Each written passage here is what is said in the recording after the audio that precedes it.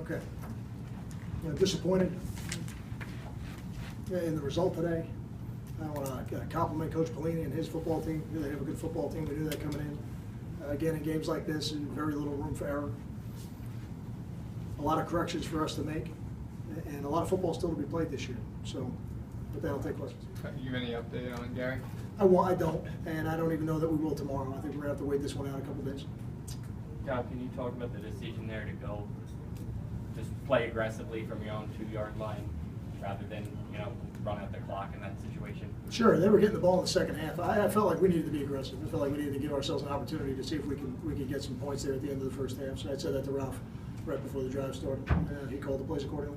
Can we take it as a good sign that he tried to come back, that Gary tried to come back and give it a go, that might not be a long term? I wouldn't look into it, because what I've found is with a lot of injuries, what the player feels on game day with the adrenaline is not necessarily what it is the next day or the day after. So I think we're going to need a couple days. John, throwing Chris in on the road, how do you think he handled himself? I thought Chris did a good job. I thought he did a good job with what he had, what we gave him in terms of play calls. I thought he made good decisions. I thought he made decisive decisions. To me, that's probably the most important thing. I don't expect him to be perfect, but usually it's hesitation that gets you in trouble. Nebraska's defensive line, you praised them in your press conference from what you've seen on film. What did you see in person? Sure, every bit as good as I thought they would be.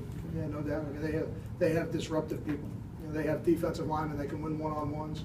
And when you have that, then at times you only have to rush forward. And when you can rush forward, you cover better. And one of the other things I said during the week was I thought this was one of the better cover teams that we were facing this season.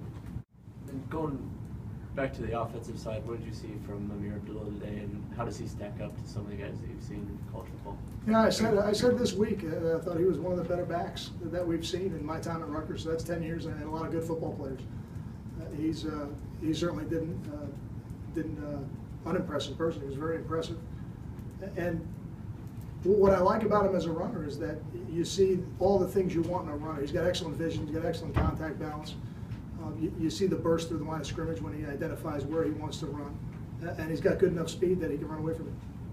That said, Kyle, I mean, you talk about limiting big plays earlier in the week. I mean, how disappointing was it to see you guys not be able to make some open field tackles on him? Well, we'll see it on film. We'll see what the reasons were on film. But you have to limit big plays. It's one of the statistics that we look at that we know determines football games. And certainly when you look at it from a defensive perspective over a good span of time at Rutgers, more than two 25-yard plays in a game, the numbers go way up. So they had more than that today.